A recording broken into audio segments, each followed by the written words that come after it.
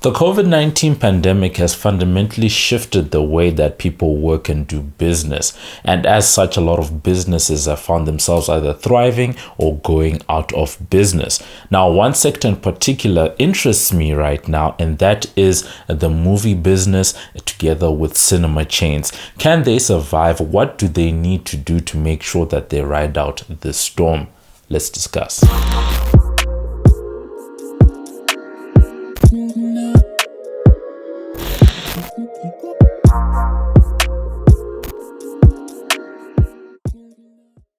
Hey, what up? It's your boy MobbJustice back again with another video. And for today, we're talking about, Hollywood's business model together with cinema chains.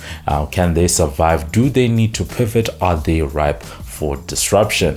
Now, before we get into all of that, this video, as always, is brought to you by the team at Lion Media. You can go and, discuss with them, see what they have to offer in terms of some of the best in crispy photo, video, and audio content. Head on over to www.lionmedia.com and just see what they have to offer. Now, the big news in this space is that I'm sitting in South Africa right now, and recently one of the country's two large cinema chains, that is Kinekor, went into business rescue. At the same time, in the United States, we've seen that AMC, one of the largest cinema chains in that country, has really been struggling and sort of teetering on the brink of bankruptcy. And that's some of the news that made me think about what's going on. The first thought was back in December, but at the time you're wrapping up, really didn't have time to explore it.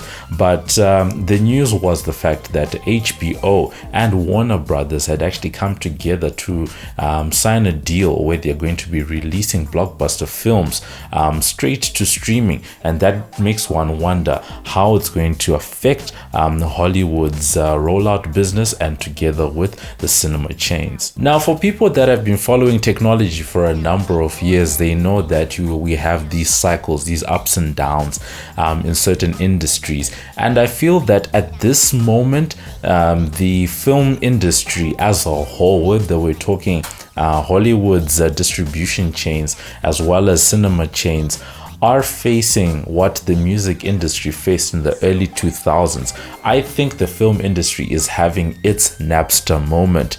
Now, there's a lot that can be said about Napster. I'll link some videos in the description below. But basically, in the late 90s into the early 2000s, that's when people started sharing music files online, and suddenly people became aware that they didn't have to buy CDs to really enjoy music anymore. And with it, came the rise of the iPod and then online streaming. So I think that's the moment that the film industry finds itself in right now. And part of it is driven by a perfect cocktail of a mess that the world is in right now. Firstly, you've got COVID-19, which means lockdown restrictions around the world. People haven't been able to go to cinemas at the rate that there have been over the years. At the same time, people have this online streaming that's been on the rise for the last decade, and been threatening that business already. And then lastly, you have the fact that because of the lockdowns and the fact that people can't go to cinema, you have Hollywood studios that have held back the release of some of their big titles, such as what we saw with Wonder Woman and as well as the Fast and Furious movie of late. The rise of online streaming has really been quite fascinating to watch, and especially the impact that it's having on the traditional film industry. Netflix has been a leader for close to it for more than a decade now, and when they first started out, it was literally them sort of converting their old DVD business where they used to mail DVDs to your house. I think Netflix still does that, but basically instead of that, you have an unlimited library that is sitting online. And that business went on for a while, and they signed a lot of content deals with the likes of Disney, with HBO, with Warner, with Fox, all of the big players around the world. And it was a one-stop place that people could get their content. But of late, after realizing just how much money Netflix was making, a lot of the studios and production houses, together with your influential media players in the industry like Disney, have decided that no, they're going to pull their content away from platforms like Netflix and start their own. And now you have a situation where there's Apple TV Plus, Netflix, Hulu, Disney Plus, HBO Max, and all of these different options. Now that there are all of these different streaming options, the issue for the streaming players is how do you get people onto your platform and keep them there? And for a large part, it's about content. What are those exclusive titles that are getting people onto your platform? Netflix back in the day was really well known for shows like House of Cards. That was a big show for them back in the day. And when Disney Plus launched, we've seen the success of shows like The Mandalorian. And this is the game that's being played right now. How do you get the best content onto your platform, and how do you get people there? Now, when it comes to good quality content, very few players do it better than what HBO has been able to achieve over the decades. One only has to remember a few years ago when Game of Thrones was all anyone could talk about. Those 7 seasons ended up making television history. But that ability to make great content hasn't necessarily translated into making a great streaming service. People have been a bit confused about the different streaming options that HBO has. And so when they released their latest service, which is HBO Max, it was met with like a reception.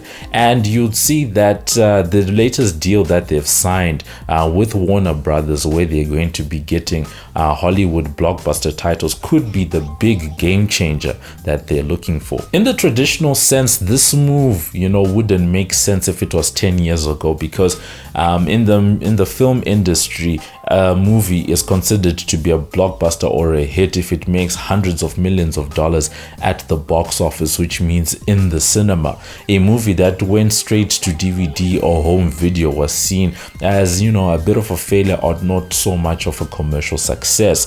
But now the likes of Netflix have come in and changed some of those notions. If you think about movies like Sandra Bullock starring in Bird Box, for example, and some of the new movies that they're releasing at the moment, high quality.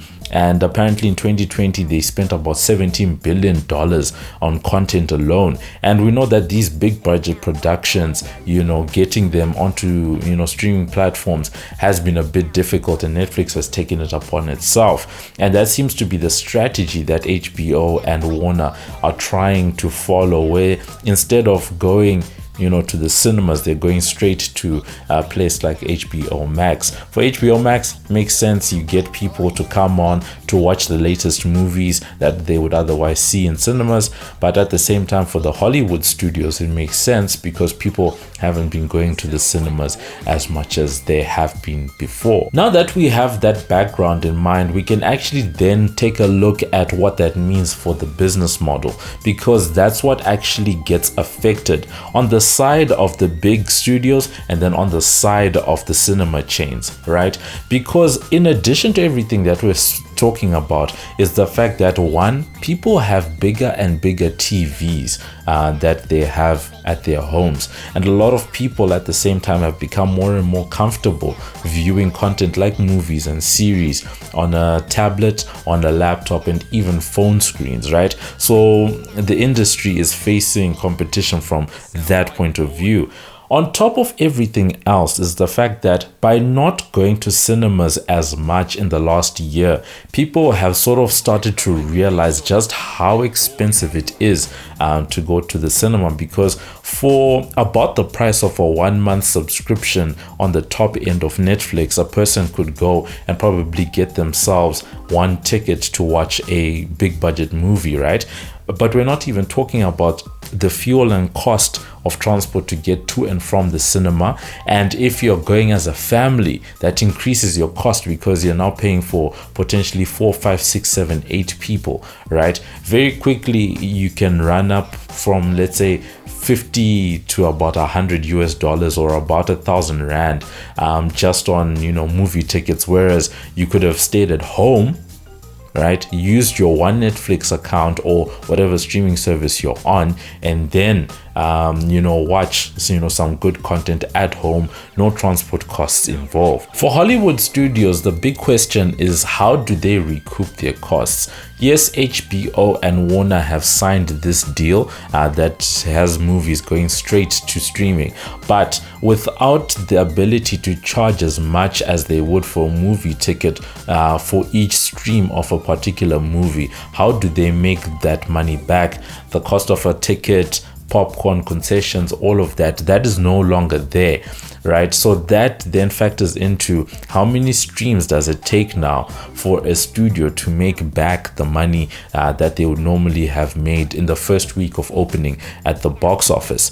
At the same time, for cinemas, the big existential question is, how do you stay in business, right? Because there are two types of cinemas at the moment. We've already seen one kind, we spoke about Kinekor, which has already gone into business rescue.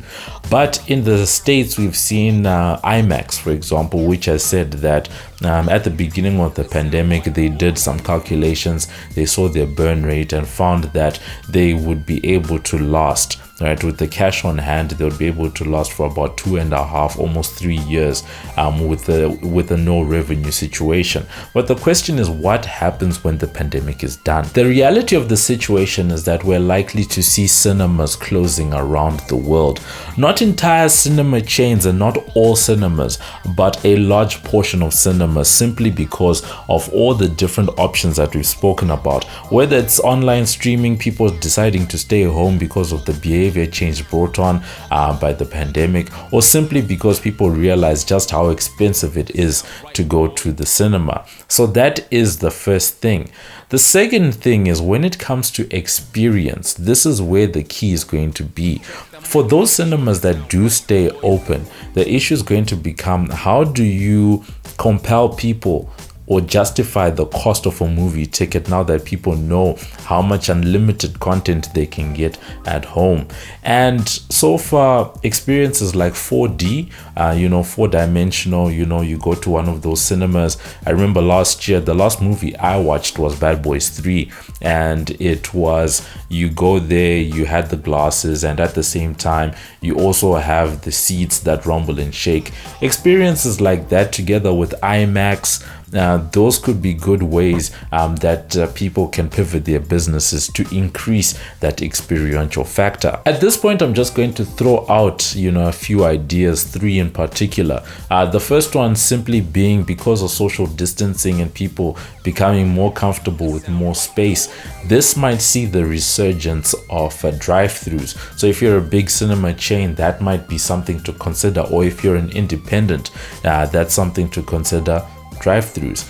Second one is, if you were already providing experiences in a cinema, why not take those experiences into a home of private gatherings where you can do like a bespoke cinema going experience, for a birthday party, special occasions, things like that.